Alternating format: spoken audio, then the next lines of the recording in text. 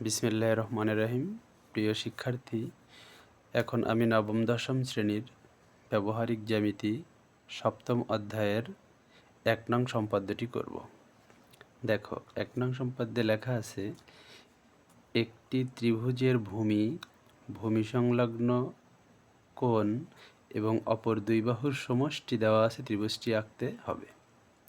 এখন একটি ত্রিভুজের ভূমি, এখানে উল্লেখ নাই ভূমিটা কত সেন্টিমিটার। তো সৃজনশীল যখন থাকবে তখন উল্লেখ থাকবে। তো আমি ধরে নেই এটা 4 সেন্টিমিটার। ত্রিভুজের ভূমি ধরে নিলাম 4 সেন্টিমিটার। ভূমি সংলগ্ন কোণটা যে কত ডিগ্রি তা এখানে উল্লেখ নাই। আমি ধরে নিলাম সেই কোণটি 30 ডিগ্রি এবং অপর দুই বাহুর সমষ্টি দেওয়া আছে। সমষ্টি কত এখানে উল্লেখ নেই, তো আমি ধরে নিলাম সেটা অপর দুই বাহুর সমষ্টি 7 সেন্টিমিটার। তাহলে দেখো, যখন সৃজনশীল আকারে থাকবে তখন অবশ্যই এই মানগুলা দেওয়া থাকবে, কিন্তু তোমাদের এই 1 নং সম্পাদ্যে মানগুলা দেওয়া নেই। আমি তোমাদের সুবিধার্থে আমি এই মানগুলা দিয়ে নিলাম। তাহলে এখন একটি ত্রিভুজের ভূমি কত সেন্টিমিটার? 4। ভূমি সংলগ্ন কোণ 30 ডিগ্রি এবং অপর দুই বাহুর সমষ্টি কত? 7 সেন্টিমিটার। ত্রিভুজটি আঁকতে হবে। তাহলে এখন আমাকে 4 সেন্টিমিটার, 30 ডিগ্রি কোণ আর 7 সেন্টিমিটার এগুলো আমাকে এঁকে নিতে হবে। দেখো, এই যে ভূমি 4 সেন্টিমিটার, এই যে এখান থেকে শুরু করবে 0,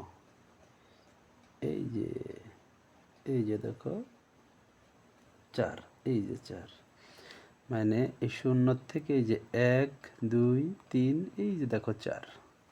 তাহলে এটা আমি নিলাম এ সমান কয় সেন্টিমিটার? 4 সেন্টিমিটার। আচ্ছা,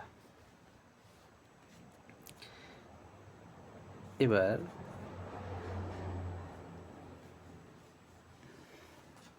ভূমি সংলগ্ন একটি কোণ, এই যে আমি যে কোনো একটা রশ্মি নিলাম। এখন চাঁদার সাহায্যে আমি 30 ডিগ্রি কোণ আঁকবো। দেখো, চাঁদার সাহায্যে এই যে চাঁদার এই অংশটা এখানে মিলাবে, এই যে এই দাগের সাথে এই চাঁদার এই দাগ বরাবর মিলাবে। তারপরে 30 কোথায়? এই যে 0 10 20 30, এইখানে একটা ফোঁটা দিবে। এরপরে তুমি এই বরাবর একটি দাগ দিবে। তাহলে এখন এখানে যে কোনো একটি মাপে একটা বৃত্ত, যে কোনো মাপে একটা বৃত্তচাপ আঁকলাম। আচ্ছা, এই কোণটার নাম দিলাম এক্স এবং এটা কত ডিগ্রি? 30 ডিগ্রি। এবার অপর দুই বাহুর সমষ্টি কত নিব? এই যে 7 সেন্টিমিটার, এই যে এখান থেকে যে দেখো 7, এই যে 7 সেন্টিমিটার এই পর্যন্ত নিলাম। তাহলে এটার নাম দিলাম এস, যেটা কয় সেন্টিমিটার? 7 সেন্টিমিটার। এখন দেখো, আমরা যে কোনো একটি রশ্মি নিব, যে কোনো রশ্মি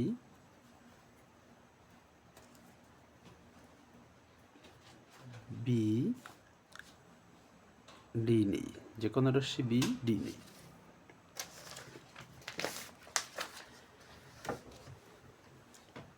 বিডি থেকে দেখো, বিডি থেকে এ এর সমান করে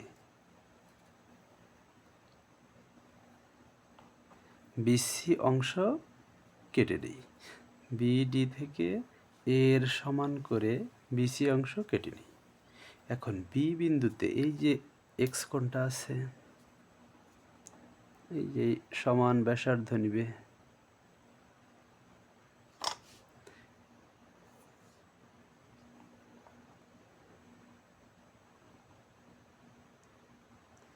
এই যে একটা বৃত্তচাপ আঁকলাম, এই যে এই মুখের যে বৃত্তচাপের অংশটুকু এই মাপ নিবে। এই যে এই মাপ নেবে, এই মাপ নিয়ে এখানে কাটবে, এখানে কাটবে। এবার এই বরাবর যোগ করে দাও। এখন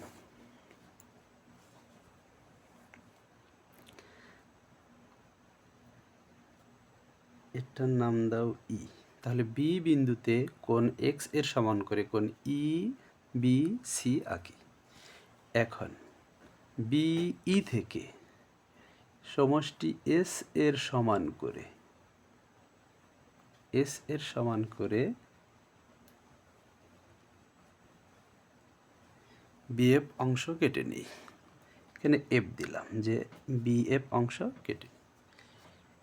এরপরে আমি সি এফ যোগ করি। যে দেখো সি এফ যোগ করলাম। এখন এইখানে একটি আন্দাজে একটি বৃত্তচাপ নাও। এই যে একটা বৃত্তচাপ নিলাম,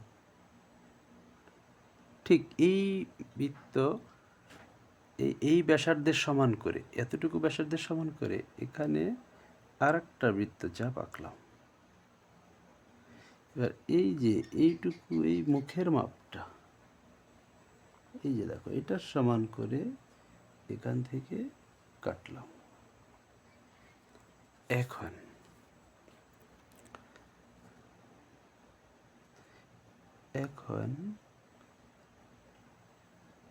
এইভাবে দেখো যোগ করলাম। এখানে নাম দিলাম জি, আর এখানে দিলাম এ। অর্থাৎ সি বিন্দুতে কোণ এফ এর সমান করে কোণ জি সি এফ আঁকি, যা সিজি রশ্মি বিএফকে এ বিন্দুতে ছেদ করে। তাহলে এ বি সি উদ্দিষ্ট ত্রিভুজ। দেখো আমি আরেকবার পুনরায় রিভিশন দেই, তাহলে বুঝতে পারবে। যে কোনো রশ্মি বি ডি থেকে এর সমান করে বিসি অংশ কেটে নিই। বি বিন্দুতে কোণ এক্স এর সমান করে কোণ ই বি সি আঁকি। বি ই থেকে এস এর সমান করে বিএফ অংশ কেটে নিই। সি এফ যোগ করি। সি বিন্দুতে কোণ এফ এর সমান করে কোণ জি সি এফ আঁকি। সিজি রশ্মি বিএফকে এ বিন্দুতে ছেদ করে। তাহলে এ বি সি উদ্দিষ্ট ত্রিভুজ। এখন একটু চিন্তা করে দেখো, এখান থেকে এইটুক পর্যন্ত, এখান থেকে এই পর্যন্ত দুই বাহুর সমষ্টি ছিল। তাহলে এইখানে এক বাহু হয়েছে, আর এইটুকু অংশই, এই যে এইটুকু অংশই আবার এখানে হয়েছে। এই যে দেখো,